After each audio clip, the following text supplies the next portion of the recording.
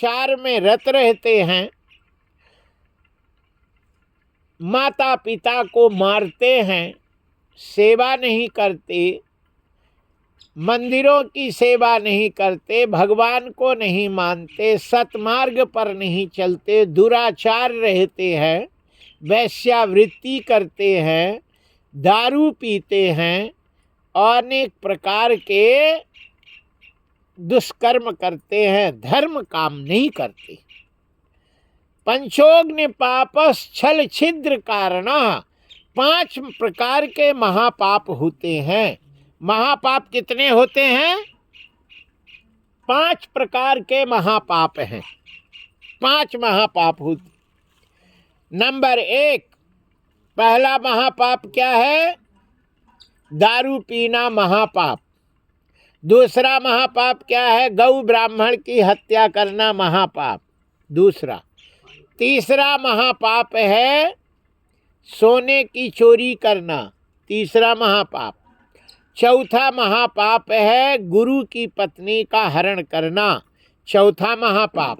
और पांचवा महापाप है विश्वासघात।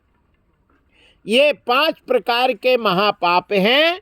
और ये 5 प्रकार के महापाप श्रीमद् भागवत सुनने से तत्काल नष्ट हो जाते हैं। शुश्रूष्य भी तत्क्षणात्, सुनने के बाद तत्क्षण फायदा करता है। अच्छा, किसी की गौ हत्या हो जाए मान लो, तो पंच का कहते हैं, गंगा नहाओ भागवत सुनो। कोई ये नहीं कहता रामायण करवा लो, कहता है? नहीं, क्योंकि रामायण की कथा तो पापियों को सुनाना ही नहीं चाहिए, हैं? रामायण की कथा पापी को कभी नहीं सुनाओ। कहीं न क्रोधी लोभी कामी, लोभी को, क्रोधी को, कामी को इन्हें कथा बिल्कुल नहीं सुनाओ। किसको सुनाओ? बोले राम कथा के जे अधिकारी, अजिन कहु सतसंगति अति प्यारी। दुराचारी को, पापी को, दुष्ट को ये श्री भागवत कथा सुनावे तो सब उसके पाप चले जाते हैं, दुराचार मिट जाता और भगवान की प्राप्ति हो जाती है। अच्छा महाराज, ये बताओ कि ऐसा कोई हुआ है दुराचारी पापी की कथा सुनने से तर गया हो? तब श्री सनकाद ऋषि कहते हैं कि तुंगभद्रा नदी के किनारे एक पंडित जी रहते थे। वो पंडित जी कानकुब्ज पंडित जी थे। कानकुब्ज पंडित जी पंडिताई करते थे, है ना? अच्छा, पंडित जी का काम क्या है? ध्यान रखना, ब्राह्मण का कर्म दान देना और दान लेना।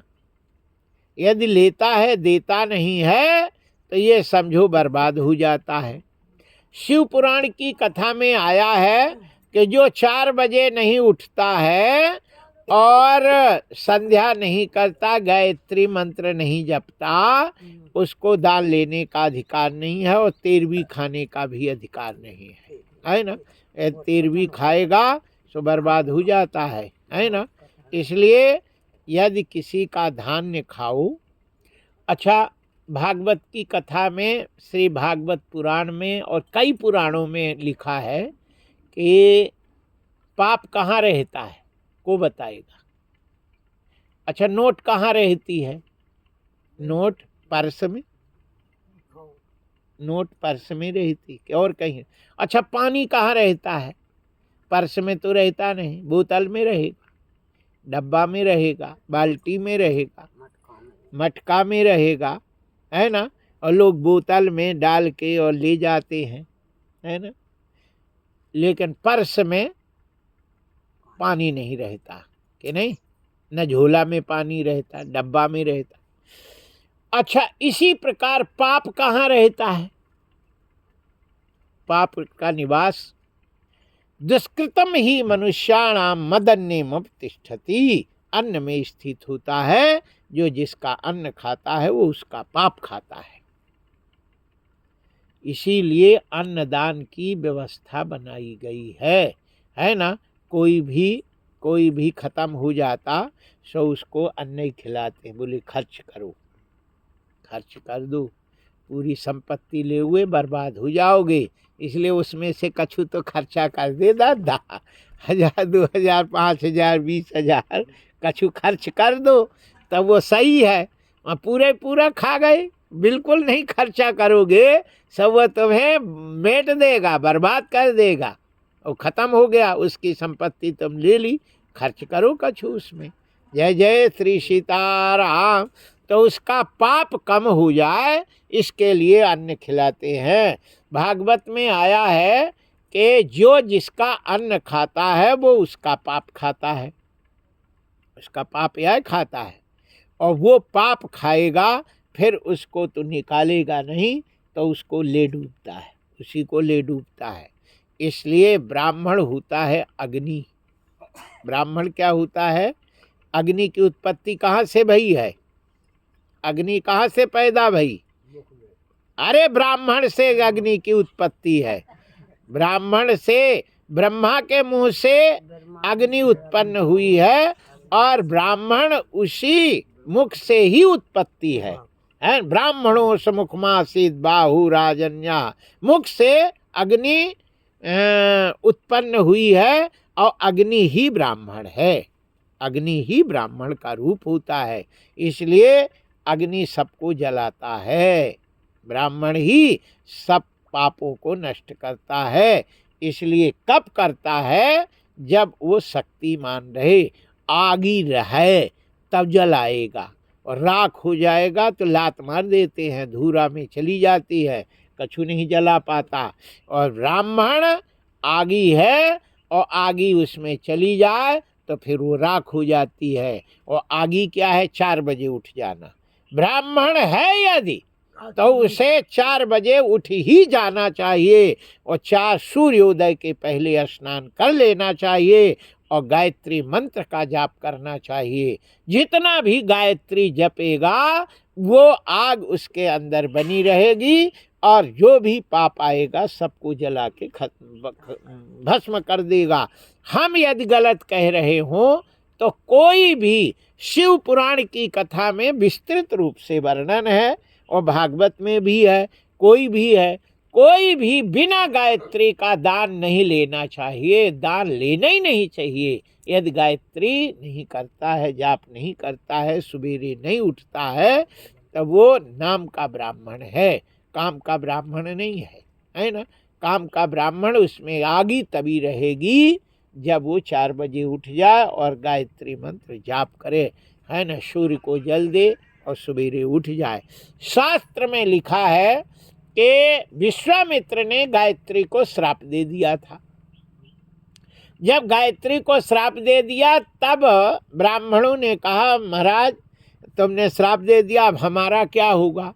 बोले जो 4 सूर्योदय के पहले जाप कर लेगा, नहा लेगा, उसको गायत्री अभी भी सिद्ध रहेगी और तेज रहेगा, और वो सब पापों को नष्ट करने में सक्षम रहेगा।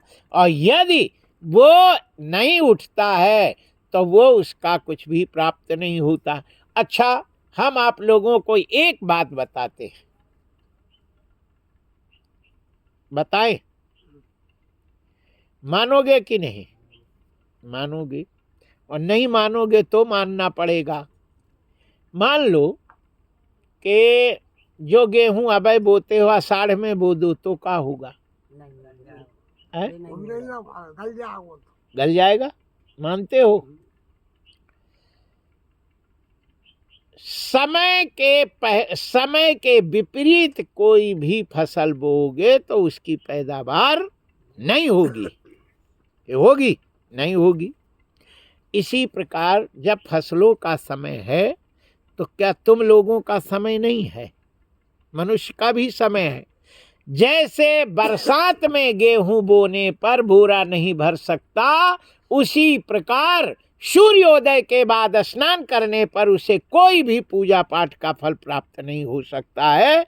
और ना वो नहाना तो होगा, बोना तो होगा, जैसे बरसात में तुम बोओगे, खाद डालोगे, बीज डालोगे, काम बरोबर होगा, लेकिन बुरा नहीं, फल नहीं प्राप्त होगा। सूर्योदय के बाद में स्नान करने पर कोई भी पूजा पाठ का उसे फल नहीं मिलेगा, लेकिन काम जरूर होगा, है ना, काम जरूर होगा। इसीलिए सूर्योदय के पहले स्नान करने पर सब देवता प्रसन्न होते हैं। हाँ, एक बात और हम आपको बता रहे, बिना नहाए मंदिर में कोई जाता है, देवता को छूता है? नहीं छूता। शास्त्र में देवता कितने हैं? पुराणों में देवता केवल 5 ही हैं। ये 33 करोड़ देवता जो कहते हैं, केवल 5 देवता की ही प्रतिष्ठा का मंत्र है। छठवां कोई देवता के प्रतिष्ठा का मंत्र हो तो आप हमको बताना, है ही नहीं। केवल 5 ही देवता है जिसे पंच लोकपाल कहते हैं। लोगों का पालन करने वाले केवल 5 ही लोकपाल हैं, है ना। और 6वां लोकपाल हो तो बता देना। पंच लोकपाल देवता हैं और 10 दिक्पाल देवता हैं। 10 दिशा होती हैं और 10 दिक्पाल देवता और पंच लोकपाल, लोगों का पालन करने वाले केवल 5 देवता हैं। इन 5 ही देवता का प्रतिष्ठा का मंत्र है। जो प्रतिष्ठा होती है और देवता को प्राण प्रतिष्ठा करते, केवल 5 के अलावा छठ में कोई देवता का मंत्र है ही नहीं। अब 5 देवता कौन है? नंबर 1 गणेश जी, दूसरे शंकर जी, तीसरे विष्णु भगवान, चौथे दुर्गा और 5वें सूर्य भगवान। ये 5 देवता के अलावा छठवां कोई देवता है नहीं। मान लो कि शंकर जी को बिना नहाए तुम नहीं छू सकते, कि छू सकते? नहीं छू सकते। गणेश जी को नहीं छू सकते, विष्णु को नहीं छू सकते, दुर्गा को नहीं छू सकते, फिर सूर्य को कैसे छू सकते? नहीं छू सकते। सूर्य भगवान उगने के पहले जो नहा लेता है उसको दोष नहीं लगता, और जो सूर्योदय के बाद नहाता है उसको सूर्य स्पर्श का दोष लगता। सूर्य छू गए बिना नहाए तुम्हें भयंकर दोष लगेगा। दिन भर ऐसे फड़फड़, जिंदगी भर ऐसे फट फट करते और शांति नहीं मिल सकती। और यमराज मार मार के भूसा बनाएंगे ऊपर जाके, और तुम्हारी कोई कार्य तुम्हारा करोगे लेकिन व्यर्थ हो जाएगा। वो कर्म का फल तुम्हें बिल्कुल नहीं लगेगा, है ना। हम जो कह रहे लोग खूब पूजा करें, पाठ करें, लेकिन उसका फल उन्हें कहाँ दिखता है कि मिल रहा कि नहीं, है ना। मिलेगा तभी जब सूर्योदय के पहले स्नान कर लेवे, और बस कुछ करे चाहे नहीं, सूर्योदय के पहले स्नान करके और सूर्य भगवान को प्रणाम कर लेवे और कछु गायत्री मंत्र जप लेवे। ऐसे मुँह से जप ले, उसको तेज बरोबर बना रहेगा, उसको शक्ति रहेगी। और जिसको भी कह देगा हट ऐसा तेरा हो जाएगा, उसको हो के रहता है। यही ब्राह्मण पहले के वचन कह देते थे, होता था। ब्रह्म वाक्रम जनार्दना, ब्राह्मण का वचन भगवान का वचन होता है, और जो ब्राह्मण कह देता है वो पूरा हो के रहता। मृषा न होए देव ऋषि वाणी, कभी झूठा नहीं होता। पर वही जो सूर्योदय के पहले स्नान कर लेता है। जय जय श्री सीताराम। आइए, हम यहाँ श्रीमद् भागवत की कथा में आत्मदेव की चर्चा कर रहे थे। वो ब्राह्मण थे, है ना। द्वितीय भास्कर, दूसरे सूर्य के समान थे। 4 बजे उठ जाते थे और गायत्री मंत्र का जाप करते थे। सब काम सही था और जो कहते थे वो होता था। समझ गई? लेकिन एक काम नहीं करते थे। वो कौन काम है? दान नहीं देते थे। बस दान लेते थे लेकिन देते नहीं थे। ला तो पढ़ा था, दान नहीं पढ़ा था। ब्राह्मण का काम है दान लेना और दान देना, विद्या पढ़ना और विद्या पढ़ाना, और यज्ञ करना और यज्ञ कराना। ये ब्राह्मण का काम है। यदि दान लेता है और दान देता नहीं तो वो तो बर्बाद हो जाता है ना। वो तो सब समाप्त हो जाता है। इसलिए दान लेना और दान देना, यज्ञ करना, यज्ञ कराना, विद्या पढ़ना, विद्या पढ़ाना और यज्ञ करना, यज्ञ कराना, ये ब्राह्मण का काम होता है।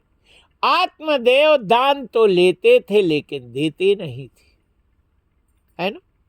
और जानते हो, जो भी अनाज जो भी दान में आता है, लोग पाप का ही दान कर रहे हैं, पुण्य का दान तो करते नहीं।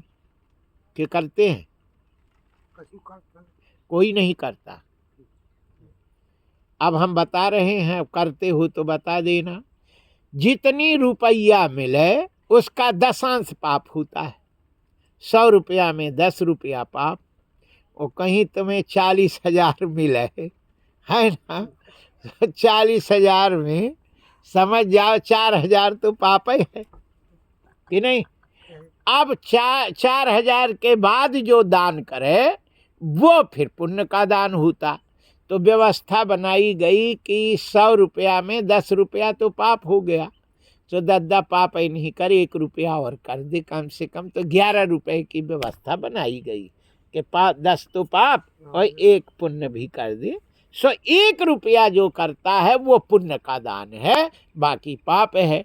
जो 10 रुपया पाप का दान कर दिया और 1 पुण्य का कर दिया दान, तो वो महान कहलाता है ना। घर में निष्पाप हो जाता है, उसमें फिर पाप नहीं रहते। फिर उनके घर में किसी प्रकार का न रोग होगा, न अदालत, न कचहरी, न कोर्ट, न दारू, न पीट गुटखा, न सिगरेट, कुछ भी उसके यहाँ नहीं हो सकता।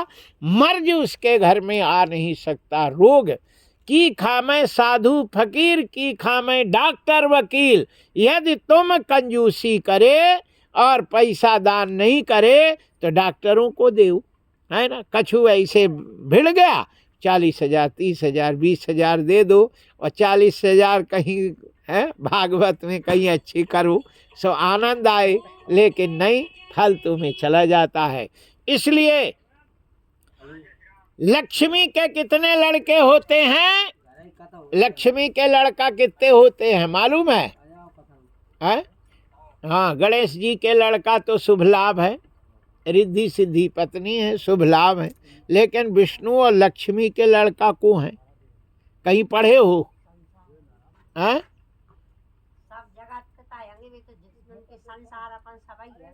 हाँ, ये तो है, लेकिन लक्ष्मी के 4 लड़के हुए। लक्ष्मी के कितने लड़का हैं? 4। लक्ष्मी के सुत 4 हैं। कौन कौन? धर्म, अग्न, नृप, चोर, अजेठे के अपमान से, और 3 करे भड़फूर। धर्म का अपमान कर दे तो फिर चोर लग जाए, चोरी हो जाए, अथवा राजा में इनकम टैक्स में छापा पड़ जाए, सब उठा ले जावे, और कहो वकील लग जाए, कछु लग जाए, ऐसे डॉक्टर वगैरह को देना पड़े।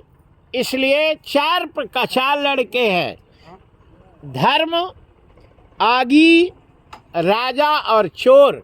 जेठे के अपमान से 3 करे फड़फोर। धर्म का अपमान कर देते तो 3 उस धर्म को उसको नष्ट कर देते हैं। बोलिए बाके